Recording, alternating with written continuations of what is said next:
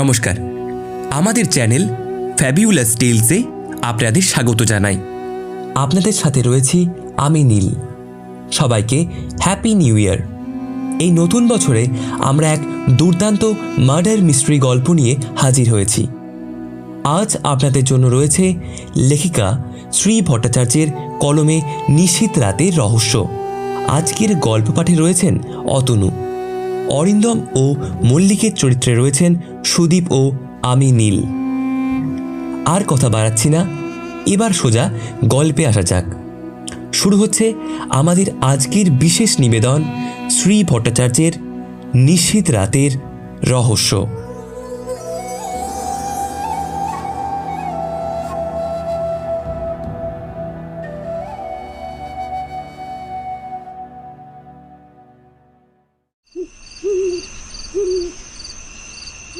রাত তখন গভীর।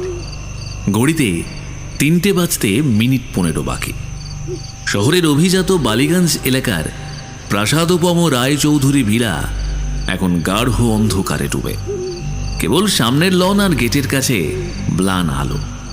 অরিন্দম ব্যানার্জি যখন সেখানে পৌঁছলেন তখন চারপাশ থমথমে। ঝিরি ঝিরি বৃষ্টির পর ভেজা মাটির গন্ধ চারিদিকে। ইন্সপেক্টর মল্লিক তাকে গেটের কাছে রিসিভ করলেন। মল্লিকের কপালে চিন্তার ভাঁজ। ভেতরে চলুন, অবস্থা খুব খারাপ। মল্লিক ফিসফিস করে বললেন, আমি আশা করি আপনি ঘটনার সুরক্ষার ব্যবস্থা নিশ্চয়ই করেছেন মল্লিক মশাই। অরিন্দম ধীর পায়ে এগিয়ে যেতে যেতে বললেন। তার চোখে ঘুম বা ক্লান্তি নেই, কেবল কৌতূহল। অবশ্যই স্যার, আমরা কাউকে ঢুকতে দিইনি, শুধু পরিবারের 2-1 জন ভেতরে আছে। দোতলার এক বিশাল স্টাডি রুম। দরজাটি দেখেই অরিন্দমের কৌতূহল বেড়ে গেল। মল্লিক পাশে সরে গিয়ে চাপা গলায় বললেন, স্যার, দরজাটা ভেতর থেকে ভালোভাবে তালা দেওয়া ছিল, ভাঙতে হয়েছে। আর প্রতাপবাবুকে দেখুন। অরিন্দম ঘরে ঢুকলেন। স্টাডি রুমটা ছিল বিশাল। মেঝে থেকে ছাদ পর্যন্ত বইয়ে ঠাসা সেলফ। একদিকে অ্যান্টিক গ্লোব আর অন্যদিকে প্রতাপ রায়চৌধুরীর বিশাল ওক কাঠের টেবিল। ঘরের মাঝে টেবিলের সামনেই চিত হয়ে পড়ে আছে প্রতাপ রায়চৌধুরীর নিথর দেহ। অরিন্দমের চোখ প্রথমে গেল লাশের দিকে। প্রতাপবাবুর পরনে ছিল রাতের স্লিপিং গাউন। তার বুকে একটি রূপোর অ্যান্টিক পেপার কাটার গভীরভাবে গেঁথে রয়েছে। মেঝেতে রক্তের চিহ্ন সামান্য, কেবল পেপার কাটারটির চারপাশে শুকনো দাগ।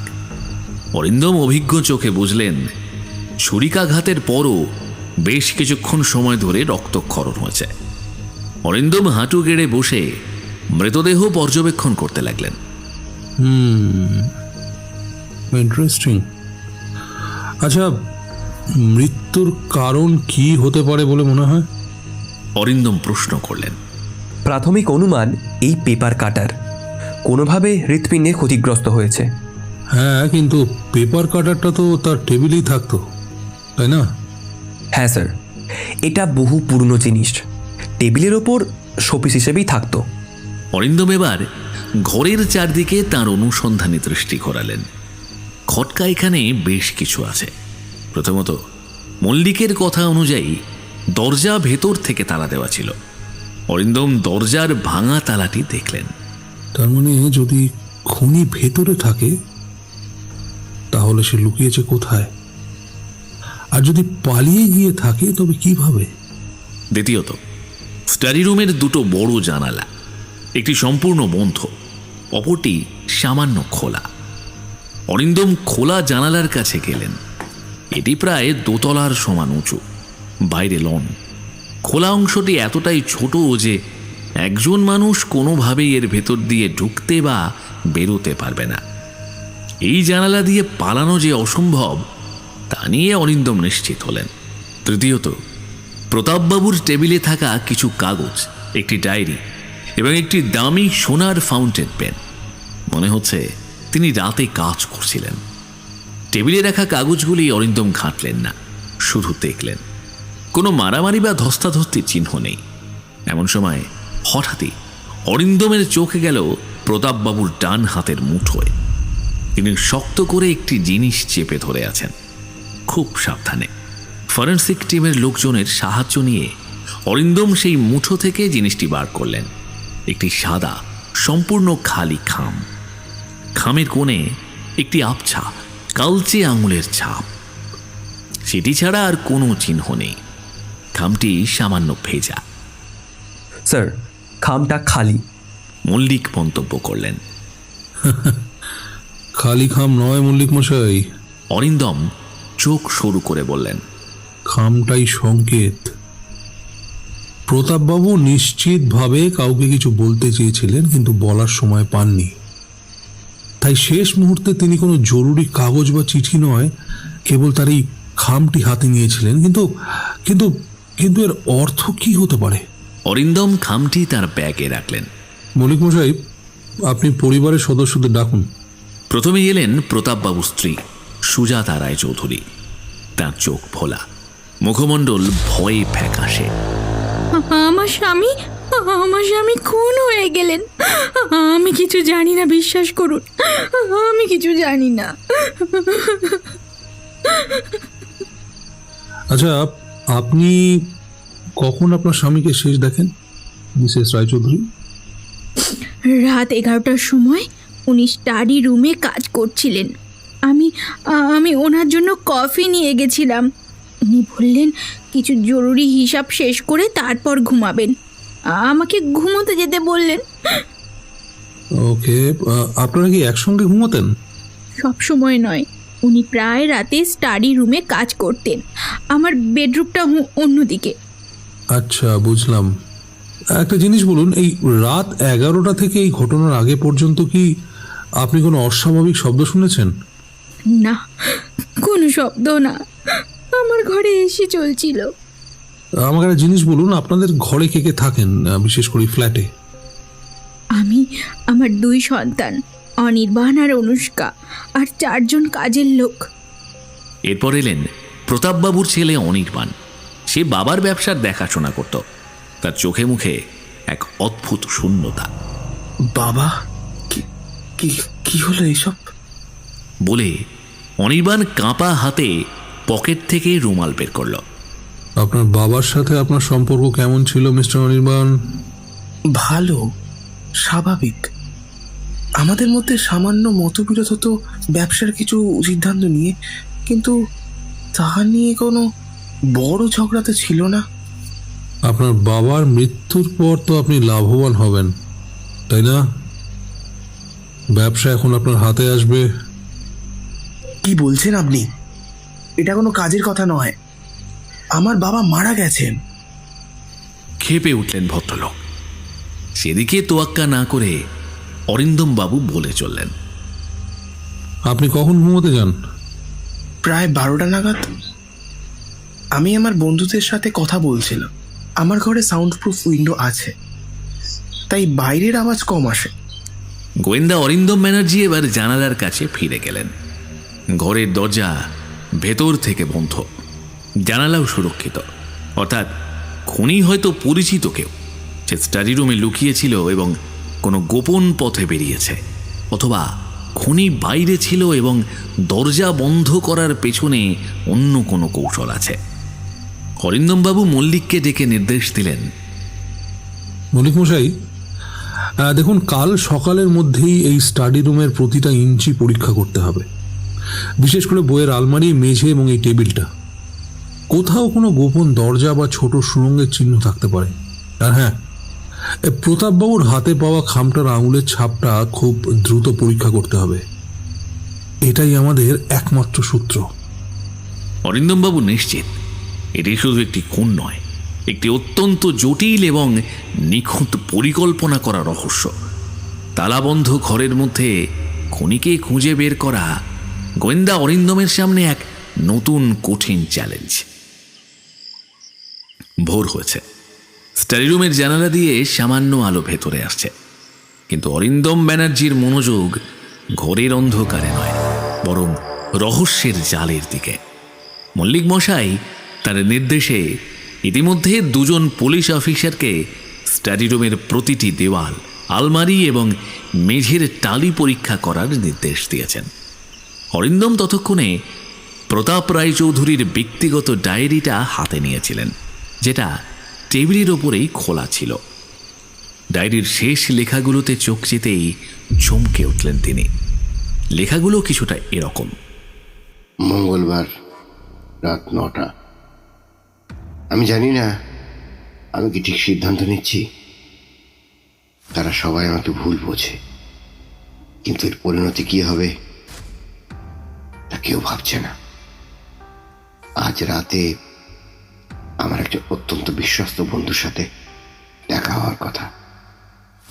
সে আমার কিছু গুরুত্বপূর্ণ তথ্য দেবে। আশা করি এরপরে আমার সিদ্ধান্ত নিতে আর দেরি হবে না। সবকিছু পরিবর্তন করতে হবে। অরিন্দম চোখ শুরু করে ডায়েরির লেখা পড়লেন। মঙ্গলবার রাত 9টা। খুন হয়েছে সম্ভবত রাত 1টা থেকে 2টোর মধ্যে। 9টা থেকে 1টা, এই 4 ঘন্টার মধ্যে কি ঘটেছিল? আর এই বিশ্বস্ত বন্ধুটি কে? সম্বিত পেল মল্লিক মশাইয়ের কণ্ঠস্বরে। স্যার, ফরেন্সিক রিপোর্ট এসেছে। প্রতাপবাবুর হাতের খামের ওপরের ফিঙ্গারপ্রিন্টটি স্পষ্ট নয়, আংশিক। তবে আমরা এটি মিলিয়ে দেখার চেষ্টা করেছি। আর একটা কথা স্যার, কাজের লোকেদের জিজ্ঞাসাবাদ করা হয়েছে। তারা সবাই ঘটনার সময় ঘুমোচ্ছিল এবং তাদের কারোর কথায় সন্দেহজনক মনে হয়নি। আচ্ছা, পরিবারের বাকি সদস্যদের জেরা করেছেন? হ্যাঁ, ছেলে মেয়ে স্ত্রী 3 জনকেই। তাদের প্রত্যেকের কথাই মোটামুটি একই। রাত 11টার পর কেউ ঘর থেকে বের হননি। অরিন্দম স্টাডি রুমের বইয়ের সেলফগুলোর দিকে এগিয়ে গেলেন। সেলফে হাজারো বই, অধিকাংশই ব্যবসা ও অর্থনীতি সম্পর্কিত। শেষের ঠিক মাঝামাঝি একটি ফাঁকা জায়গা। অরিন্দম সেই স্থানে হাত দিলেন। জায়গাটা কিছুটা ধুলাবিহীন এবং মসৃণ। মল্লিক মশাই, মনে হচ্ছে এখান থেকে সম্প্রতি একটা বই সরানো হয়েছে। অন্য সব জায়গায় কিন্তু হালকা ধুলোর প্রলেপ, মাত্র এই অংশটা ছাড়া। তাতে কি আসে যায় স্যার? আসে যায়। এই বইটি হয়তো শেষ জিনিস যা প্রতাপবাবু মৃত্যুর আগে স্পর্শ করেছিলেন, অথবা এটাই সেই গোপন বার্তা যা তিনি লুকিয়ে রেখেছিলেন। বুঝলেন? অরিন্দম পাশের তাকের বইগুলো খুঁটিয়ে দেখতে লাগলেন। হঠাৎ তার চোখে পড়ল বিখ্যাত গোয়েন্দা লেখক আগাথা ক্রিস্টির একটি বই। তার নাম দ্য হলো। বইটি সাধারণের তুলনায় সামান্য মোটা মনে হলো। তিনি বইটি টেনে বের করলেন। বইটির পাতাগুলো মাঝখান থেকে যত্ন করে কেটে একটি ছোট গহ্বর তৈরি করা হয়েছে, যাতে ভেতরে কিছু একটা লুকানো যায়। কিন্তু গহ্বরটি এখন খালি। মল্লিক মশাই অবাক হয়ে গেলেন। স্যার, তার মানে খুনি হয়তো এখান থেকে কিছু একটা নিয়ে গেছে। ঠিক তাই। হয়তো এই ফাঁপা বইটির ভেতরেই প্রতাপবাবুর সেই সিদ্ধান্ত বা গুরুত্বপূর্ণ তথ্য ছিল, যা তিনি ডায়েরিতে লিখেছিলেন। খুনি শুধু প্রতাপবাবুকে খুনই করেননি, তার সাথে সেই গুরুত্বপূর্ণ প্রমাণটিও সরিয়ে নিয়ে গেছে। মল্লিক মশাই, এবার আমরা সন্দেহভাজনদের নিয়ে একটু বিশদে আলোচনা করব। অরিন্দম এবার সুজাতা দেবীকে আবার ডাকলেন। এবার স্টাডি রুমে নয়, বরং বাড়ির ড্রয়িং রুমে। মিসেস রায়চৌধুরী, আপনার স্বামী গতকাল রাতে একটি গুরুত্বপূর্ণ সিদ্ধান্ত নিতে চলেছিলেন। আপনি কি জানেন সেই সিদ্ধান্তটি কি? না, আমি জানি না। উনি বেশ কয়েকদিন ধরে খুবই চিন্তিত ছিলেন, তবে কি নিয়ে তা আমায় বলেননি। আপনার স্বামীর কি কোনো ব্যক্তিগত শত্রু ছিল, অথবা ব্যবসার বাইরে অন্য কোনো সম্পর্ক? আমার মনে হয় না, মানে আমি নিশ্চিত নই। মিসেস রায়চৌধুরী, আপনি কি জানেন আপনার স্বামীর সম্পত্তির একটা বিশাল অংশ আপনার ছেলে অনির্বাণকে দেয়া হচ্ছে না, বরং একটি দাতব্য ট্রাস্টে দেয়া হচ্ছিল? না, এটা অসম্ভব। অনির্বাণ বাবার ব্যবসা দেখত। অরিন্দম তার নোটবুকে এই তথ্যটি লিখলেন। আমি কাল রাতে একটা আওয়াজ শুনেছিলাম, খুব মৃদু একটা শব্দ, কিন্তু আমি ভেবেছিলাম হয়তো ঝোড়ো হাওয়া। ও আই সি। কোথায় শুনেছিলেন সেই শব্দ? এই বাড়ির পিছন দিকে, বাগানের দিক থেকে। অরিন্দম তার নোটবুকে এই তথ্যটি লিখলেন। এরপর তিনি ডাকলেন অনির্বাণকে। অনির্বাণ ঘরে ঢুকল। অরিন্দম তাকে সেই ফাঁপা বইটির কথা বললেন। মিস্টার অনির্বাণ, আপনার বাবা এই বইয়ের ভেতর কিছু লুকিয়ে রেখেছিলেন। কি জিনিস আপনি জানেন? আমি এই ব্যাপারে কিছুই জানি না, এটা বাবার ব্যক্তিগত সংগ্রহ। কাল রাতে আপনি কার সাথে ফোনে কথা বলছিলেন? সেই বন্ধুটি কি জানেন যে আপনার বাবা একটি দাতব্য ট্রাস্টে তার সম্পত্তি দান করার সিদ্ধান্ত নিয়েছিলেন? আমার ফোনটা হাত লেগে এয়ারপ্লেন মোড হয়ে গেছিল আর কি। মল্লিক মশাই, অনির্বাণের ফোন রেকর্ড আর ইন্টারনেট ব্যবহারের হিস্ট্রি এখন বের করুন। আর এই বাড়ির পেছনের বাগান যেখানে মিসেস রায়চৌধুরী শব্দ শুনেছিলেন সেটার তল্লাশি শুরু করুন। অরিন্দমের মনে হলো এই খুনের রহস্য তালাবন্ধ ঘর নয়, বরং সেই ফাঁপা বই এবং গোপন সিদ্ধান্তকে কেন্দ্র করে ঘুরছে। খুনি হয়তো সেই সিদ্ধান্তকে প্রকাশ্যে আসতে দিতে চায়নি, আর খুনি নিশ্চিতভাবে সেই ব্যক্তি যে প্রতাপবাবুর ডায়েরির কথা বা তার গোপন কার্যকলাপ সম্পর্কে অবগত ছিল। এখন সূত্র দুটি, আংশিক আঙুলের ছাপ এবং বাগানে শোনা শব্দ। প্রতাপ রায়চৌধুরীর খুনের আসল মোটিভ কি? সম্পত্তি নাকি অন্য কিছু? ডায়েরি এবং ফাঁপা বইয়ের ঘটনা প্রমাণ করে যে খুনটি ছিল পূর্ব পরিকল্পিত এবং খুনি প্রতাপবাবুর গোপন সিদ্ধান্ত সম্পর্কে জানত। এসবই ভাবতে ভাবতে অরিন্দম স্টাডি রুমে ফিরে এলেন। ফরেন্সিক দল কাজ করছিল। মল্লিক মশাই ফোন হাতে অত্যন্ত চিন্তিত মুখে ঘরে ঢুকলেন।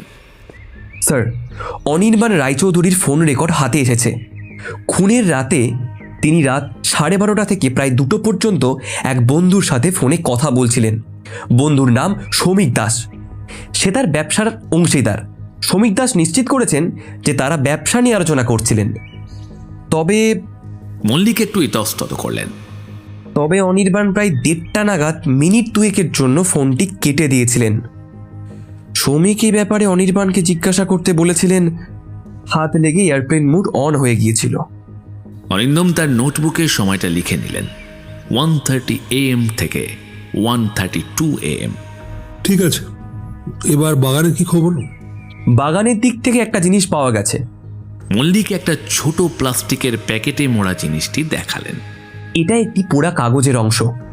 এর বাকি অংশগুলো বৃষ্টিতে ভিজে গেছে এবং ছিঁড়েও গেছে। মনে হচ্ছে কেউ কিছু পুড়িয়ে নষ্ট করতে চেয়েছিল, কিন্তু পুরোপুরি সফল হয়নি।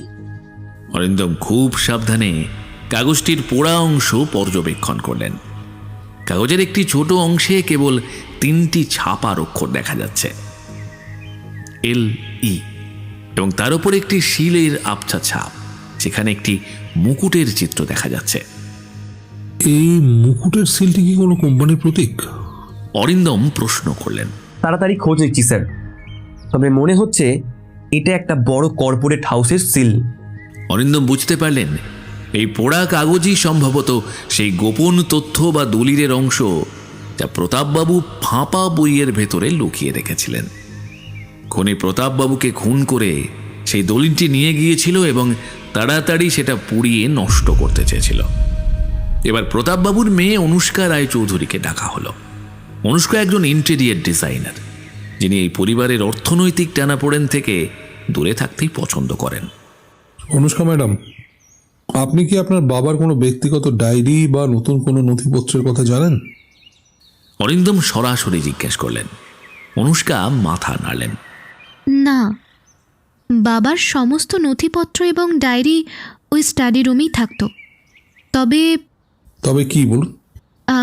তবে গত সপ্তাহে বাবা একজনকে নিয়ে খুবই চিন্তিত ছিলেন। তিনি বাবার কাছে মাঝে মধ্যেই আসতেন। বাবা তাকে বিবেক নামে ডাকতেন। আমার মনে আছে বাবা একবার মার কাছে বলেছিলেন বিবেককে নিয়ে তার সন্দেহ হচ্ছে। তিনি নাকি তার বিশ্বাস ভঙ্গ করেছে। বিদ্যুৎ খেলে গেল অরিন্দমের মস্তিষ্কে। অরিন্দমের মনে পড়ল প্রতাপবাবুর ডায়েরির লেখা। আমার একজন অত্যন্ত বিশ্বস্ত বন্ধুর সাথে দেখা হওয়ার কথা। তবে কি বিবেকই সেই বন্ধু যিনি বিশ্বাস ভঙ্গ করেছেন? অরিন্দম মল্লিককে নির্দেশ দিলেন। মিস্টার মল্লিক, খুব তাড়াতাড়ি এই বিবেক নামক ভদ্রলোকটির পরিচয় বের করুন তিনি হয়তো প্রতাপবাবুর ব্যবসায়িক বা ব্যক্তিগত জীবনের গুরুত্বপূর্ণ অংশ। মল্লিক চলে যাওয়ার পর অরিন্দম আবার প্রতাপবাবুর ডায়েরিটা হাতে নিলেন। তিনি পাতা উল্টাতে উল্টাতে খেয়াল করলেন ডায়েরির একদম মাঝের একটা পাতা সাবধানে ছেঁড়া হয়েছে। এর কিছুক্ষণ পরেই ইন্সপেক্টর মল্লিক প্রায় ছুটতে ছুটতে ফিরে এলেন। স্যার স্যার, বিবেককে পাওয়া গেছে। তার পুরো নাম বিবেক সেনগুপ্ত। তিনি প্রতাপবাবুর প্রাক্তন ব্যক্তিগত সচিব ছিলেন। 2 বছর আগে তাকে বরখাস্ত করা হয়েছিল অর্থ আত্মসাতের অভিযোগে। বুঝলাম। আর ওই মুকুটের সিলটা? মুকুটের শিলটি বিবেক সেনগুপ্তের নিজস্ব প্যাডের শিল। বরখাস্ত হওয়ার পর তিনি একটি ছোট ফ্রিল্যান্স কোম্পানি খুলেছিলেন, যার লোগো হলো ক্রাউন বা মুকুট। এই পুরা কাগজটি নিশ্চিতভাবেই তাঁর। আর বিবেক সেনগুপ্ত নিখোঁজ। নিখোঁজ? হ্যাঁ, তার বাড়িতে গিয়ে দেখি তালা দেওয়া। প্রতিবেশীরা বলেছে তিনি গতকাল সন্ধ্যা থেকেই বাড়ি নেই।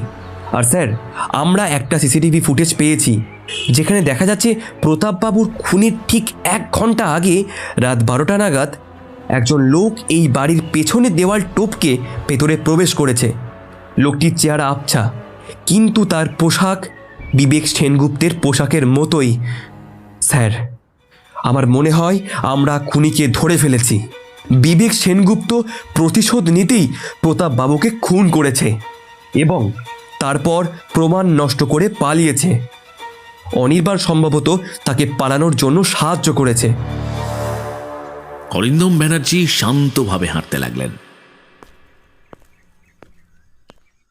এত সরলভাবে যদি সব মিলে যায় তাহলে তো আর গোয়েন্দা গল্প হয় না মল্লিক মশাই। এটা একটা মিথ্যা সূত্র।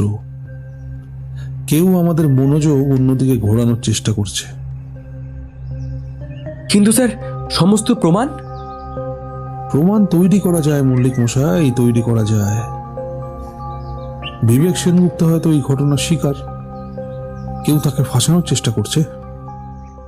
অরিন্দম তার চূড়ান্ত সিদ্ধান্তের দিকে এগিয়ে গেলেন। তালাবন্ধ ঘরের রহস্য তখনও অমীমাংসিত। বিবেক যদি বাইরে থেকে দেওয়াল টপকে ঢোকে তাহলে এই ঘরে ঢুকলো কি করে? অরিন্দম তার চোখ ঘোরালেন প্রতাপবাবুর লাশের দিকে, তার বুকের পেপার কাটারের দিকে, তারপর সুজাতা দেবী এবং অনির্বাণের দিকে, যাদের চোখে এখন বিবেক সেনগুপ্তের নাম শুনে একটা অদ্ভুত স্বস্তি। তালাবন্ধ ঘরের জট ও বিবেক সেনগুপ্তের নিখোঁজ হওয়ার খবর প্রচারিত হওয়ার পর পুলিশের প্রায় সবাই ধরেই নিয়েছে যে খুনি বিবেকই, শুধু একজন বাদে, গোয়েন্দা অরিন্দম ব্যানার্জি। অরিন্দম মল্লিককে ডেকে নির্দেশ দিলেন, মিস্টার মল্লিক, বিবেক সেনগুপ্তকে খুঁজুন, কিন্তু ভুলে যাবেন না তিনি হয়তো এই মামলার অন্যতম সাক্ষী। আর এই ফাঁকা খামটার উপরে আঙুলের রিপোর্টের ডিটেলস কি? স্যার, ফরেন্সিক রিপোর্ট এসেছে। খামের ওপর পাওয়া আংশিক ছাপটি এই বাড়ির কারো সাথে মিলছে না। সম্ভবত এটা বিবেক সেনগুপ্তর। এই ইনফরমেশনটাই সব থেকে বেশি বিভ্রান্তিকর। যদি খামটা বিবেক সেনগুপ্তের হয় তবে তিনি শেষ মুহূর্তে প্রতাপবাবুর পাশে ছিলেন। অরিন্দম আবার স্টাডি রুমের তালাবন্ধ ঘরের রহস্য নিয়ে ভাবতে লাগলেন। তিনি পুনরায় ঘরের প্রতিটি জিনিস খুঁটিয়ে দেখতে লাগলেন, টেবিল, চেয়ার, বুকশেলফ, সবকিছু। হঠাৎ তার চোখ গেল মেঝের দিকে। ওক কাঠের মেঝের ঠিক কেন্দ্রে প্রতাপবাবুর লাশ পড়েছিল। ফরেনসিক দল আগেই পরীক্ষা করেছিল, কিন্তু অরিন্দম খেয়াল করলেন প্রতাপবাবুর লাশের ডান কাঁধের নিচে মেঝের একটি নির্দিষ্ট জায়গায় খুব সামান্য একটি চিড় দেখা যাচ্ছে, যা সাধারণত চোখে পড়ে না। অরিন্দম হাঁটু গেড়ে বসলেন এবং ম্যাগনিফাইং গ্লাস দিয়ে সেই চিড়টি দেখলেন। চিড়টি একদম সোজা নয়, বরং একটি সরু রেখা যা টেবিলের দিকে গেছে। হঠাৎ তার মাথায় একটি অবিশ্বাস্য চিন্তা এলো। আচ্ছা মল্লিক মশাই, আপনার কাছে একটা শক্ত তার বা বড় সেফটি পিন আছে? মল্লিক মশাই অবাক হয়ে একটা তারের টুকরো জোগাড় করে দিলেন। অরিন্দম তারটিকে সাবধানে দরজার লক পয়েন্টের নিচের দিকে থাকা ছোট্ট ছিদ্র দিয়ে ঢোকালেন। তারপর তারের মাথা দিয়ে লকের পেছনের দিকের একটা নির্দিষ্ট অংশে চাপ দিলেন। ভেতরে তালা দেওয়া দরজাটি সঙ্গে সঙ্গে বাইরে থেকে খুলে গেল। মল্লিক মশাই হাঁ করে তাকিয়ে রইলেন। এ কি করলেন স্যার? আসলে এই দরজাগুলো বেশ পুরনো ডিজাইনের। ভেতর থেকে তালা দেওয়ার পর তালাটা লকের বাইরের দিকে একটা স্প্রিং মেকানিজমের মাধ্যমে যুক্ত হয়। বাইরে থেকে একটা সরু তার দিয়ে ওই স্প্রিং এর উপর চাপ দিলেই তালাটা খুলে যায়। এটা তালা দেওয়া ঘরের একটা কৌশল, তবে ভেতর থেকে দরজা বন্ধ করার নয়।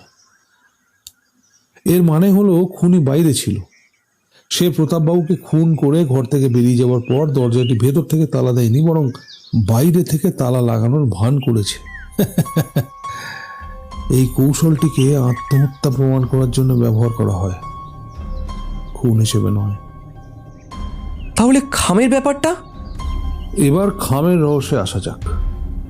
প্রতাপবাবু ডায়েরিতে লিখেছিলেন যে আমার একজন অত্যন্ত বিশ্বস্ত বন্ধুর সাথে দেখা হওয়ার কথা। এই বন্ধু হলেন বিবেক সেনগুপ্ত। বিবেক সেনগুপ্ত সত্যিই প্রতাপবাবুর সাথে দেখা করতে এসেছিলেন। প্রতাপবাবু তখন তার গোপন দলিলটি ফাঁকা বই থেকে বের করে তাকে দেখান। বিবেকবাবু প্রতাপবাবুর কাছে একটা খালি খাম দিয়েছিলেন, সম্ভবত ওই দলিলটা দেওয়ার জন্য। খামের ওপরে আঙুলের ছাপ বিবেকেরই। কিন্তু প্রতাপবাবুর সিদ্ধান্তটা ছিল এমন যা বিবেকের স্বার্থের বিরুদ্ধে যায়। হয়তো বিবেককে কিছু টাকা দেওয়ার কথা ছিল, কিন্তু প্রতাপবাবু সিদ্ধান্ত পরিবর্তন করে নেন। এই নিয়ে দুজনকার মধ্যে তর্ক হয়, আর সেই সময়তেই খুনটা হয়। কিন্তু খুনটা বিবেক করেনি। মানে? বিবেক সেই সময় প্রতাপবাবুর বাড়িতে ছিলেন, কিন্তু তিনি যখন প্রতাপবাবুর সাথে তর্ক করছিলেন তখন আসল খুনি সেখানে ঢুকে পড়ে এবং দুজনের মনোযোগের সুযোগ নিয়ে প্রতাপবাবুকে খুন করে সে দ্রুত বিবেককে ধাক্কা দিয়ে ফেলে দিয়ে বইয়ের ভেতরে দলিল নিয়ে পালিয়ে যায়। বিবেক ভয় পেয়ে যান, তাই তিনি ডায়েরির পাতা ছেড়েন, প্রমাণ নষ্ট করেন এবং পালিয়ে যান। এবার প্রশ্ন হলো, খুনি কে? খুনি হলো সেই ব্যক্তি যার কাছে ওই পেপার কাটারটি সহজে নাগালের মধ্যে ছিল এবং সে জানতো যে ওই সময় প্রতাপবাবু স্টাডিতে একা থাকেন। অরিন্দম এবার মেঝের চিড়ের দিকে ইশারা করলেন। ওই মেঝের চিটটা দেখছেন? প্রতাপবাবুর লাশ মেঝের উপর ছিল, তার একটি কাঁধের নিচের থেকে এই চিটটি তৈরি হয়েছে। তার মানে হলো তাকে ধাক্কা দেওয়া হয়েছে বা টেনে আনা হয়েছে, আর এই চিটটি টেবিলের দিকে গেছে। কে ধাক্কা দিতে পারে? একমাত্র সেই ব্যক্তি যে প্রতাপবাবুর সামনে দাঁড়িয়েছিল। সেই ব্যক্তি কে স্যার? বলছি তার আগে আপনি অনির্বাণ বাবুকে একটু স্টাডি রুমে ডেকে পাঠান তো। মিস্টার অনির্বাণ, আপনার বাবা খুন হওয়ার সময় আপনার ফোন কেন 2 মিনিটের জন্য বন্ধ ছিল? আমার ফোনটা হাত লেগে এয়ারপ্লেন মোড হয়ে গেছিল আর কি। না, আপনি মিথ্যে বলছেন। আপনি জানতেন আপনার বাবা সেই রাতে একটি গুরুত্বপূর্ণ দলিল প্রকাশ করতে চলেছেন, একটি দাতব্য ট্রাস্টের দলিল যা আপনাকে ব্যবসার সম্পূর্ণ অধিকার থেকে বঞ্চিত করত। আপনি জানতেন বিবেক সেনগুপ্ত আসছেন। আপনি দেওয়াল টপকে ঢোকা সিসিটিভি ফুটেজ দেখে নিশ্চিত ছিলেন যে সবাই বিবেককেই সন্দেহ করবে। আপনি সেই রাতে বাবার স্টাডি রুমে লুকিয়েছিলেন। যখন বিবেক সেনগুপ্তের সঙ্গে বাবার তর্ক হচ্ছিল, আপনি পেপার কাটারটা নিয়ে বাবাকে আঘাত করেন এবং বিবেককে ধাক্কা দিয়ে পালিয়ে যান। বিবেক ভয় পেয়ে সবকিছু নষ্ট করতে শুরু করেন, আর আপনি বেরিয়ে গিয়ে ঘরটি বাইরে থেকে তালা লাগানোর অভিনয় করেন। এই মেঝের চিড় প্রমাণ করছে যে বাবাকে ধাক্কা দিয়ে সরিয়ে দেওয়া হয়েছিল, যা শুধু পেপার কাটার গেঁথে দেওয়ার সময় হতে পারে। না, আমি বিবেক সেনগুপ্ত হয়তো চোর, কিন্তু খুনি নন। আপনি আপনার বাবাকে হত্যা করেছেন মিস্টার অনির্বাণ। অনির্বাণ আর নিজেকে ধরে রাখতে পারলেন না, তিনি চিৎকার করে মেঝেতে লুটিয়ে পড়লেন। অনির্বাণ রায়চৌধুরী মেঝেতে লুটিয়ে পড়ে তার দোষ স্বীকার করার পর স্টাডি রুমের থমথমে পরিবেশ কিছুটা শান্ত হলো। ইন্সপেক্টর মল্লিক দ্রুত পুলিশ ডেকে তাকে হেফাজতে নিলেন। মল্লিক তখনও বিশ্বাস করতে পারছিলেন যে এত নিখুঁতভাবে সাজানো একটি খুনের পেছনে মূল হোতা আসলে বাড়ির ছেলে অনির্বাণী। স্যার, এটা বিশ্বাস করা কঠিন যে সে তার বাবাকে খুন করেছে কেবল সম্পত্তির জন্য। সম্পত্তি মল্লিক মশাই, সম্পত্তি। সব কিছুর মূলে সেই সম্পত্তি। প্রতাপবাবু সিদ্ধান্ত নিয়েছিলেন যে তার অর্জিত সম্পদের বেশিরভাগটাই একটি দাতব্য ট্রাস্টে দেবেন। অনির্বাণ এটা জানতে পেরেছিল। সে বাবার কাছ থেকে ব্যবসা ছিনিয়ে নেওয়ার জন্য মরিয়া হয়ে ওঠে। অনির্বাণ জানতে পারে যে প্রতাপবাবু তার প্রাক্তন সচিব বিবেক সেনগুপ্তকে ডেকেছেন, যিনি হয়তো তার এই ট্রাস্ট সংক্রান্ত দলিল তৈরি করতে সাহায্য করছিলেন। অনির্বাণ আগে থেকেই দেওয়াল টপকে বিবেককে ঢুকতে দেখে, কারণ সে নজর রাখছিল। সে জানতো যে বিবেককে দেখলে সবার সন্দেহ বিবেকের দিকেই যাবে। এরপর আসে আসল মুহূর্ত। রাত 1টার সময় অনির্বাণ তার ফোন ইন্টেনশনালি সুইচ অফ করে চুপি চুপি স্টাডি রুমের দরজার বাইরে অপেক্ষা করছিল। যখন বিবেক এবং প্রতাপবাবুর মধ্যে তর্ক চলছিল, হয়তো প্রতাপবাবু দাতব্য ট্রাস্টের সিদ্ধান্ত নিয়ে বিবেককে কিছু বলতে দ্বিধা করছিলেন, সেই সুযোগে অনির্বাণ ভেতরে ঢোকে। প্রতাপবাবু সম্ভবত ঘুরে দাঁড়ানোর চেষ্টা করছিলেন, ঠিক তখনই পেপার কাটার দিয়ে অনির্বাণ তাকে আঘাত করে। তারপর ধাক্কা দেয় বিবেককে। ধাক্কা খেয়ে বিবেক ভয় পেয়ে যান।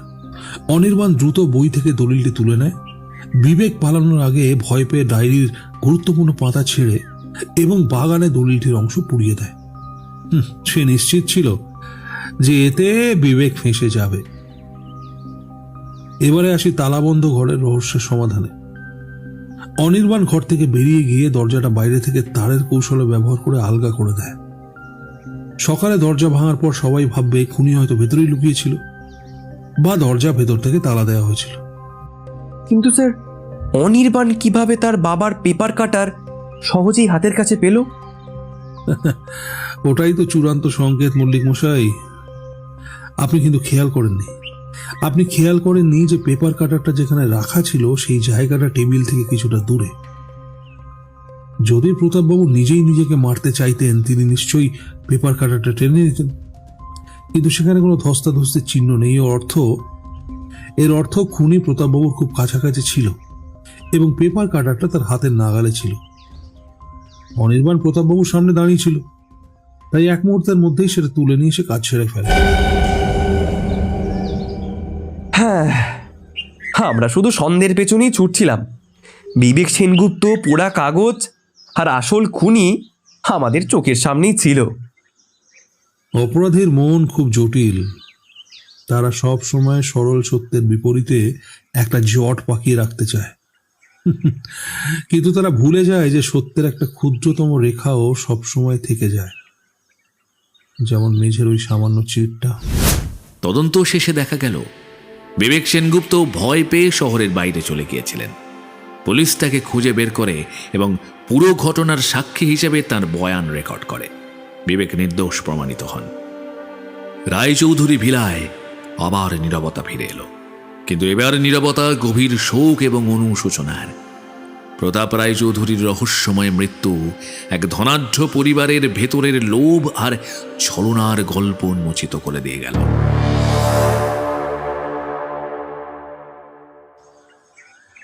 অরিন্দম ব্যানার্জি কাজ শেষে তাঁর বাড়িতে ফিরে গেলেন। কলকাতার ভোরে তার জানালা দিয়ে হালকা রোদ এসে পড়েছে। তিনি 1 কাপ কফি নিলেন এবং তার পুরনো চেয়ারটায় আরাম করে বসলেন।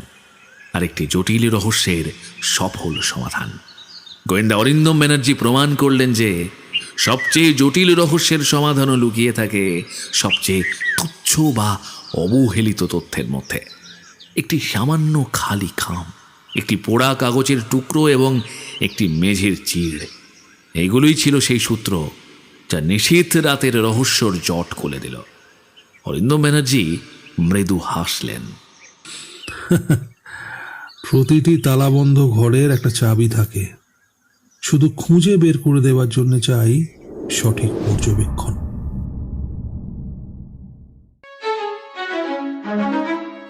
আপনি শুনছিলেন নিশীথ রাতের রহস্য, রিটেন বাই শ্রী ভট্টাচার্য। এই গল্পে সুজাতা ও অনির্বাণের চরিত্রে ছিলেন প্রত্যুষা ও রূপ। অনুষ্কা ও প্রতাপবাবুর চরিত্রে অদ্রিজা ও সুরঞ্জন। গল্পটি কেমন লাগলো তা অবশ্যই কমেন্ট সেকশনে জানিয়ে যেতে ভুলবেন না। আজ আপাতত এখানেই শেষ। সুস্থ থাকুন ও ভালো থাকুন, আর সর্বোপরি সাহিত্যে থাকুন। শুভরাত্রি।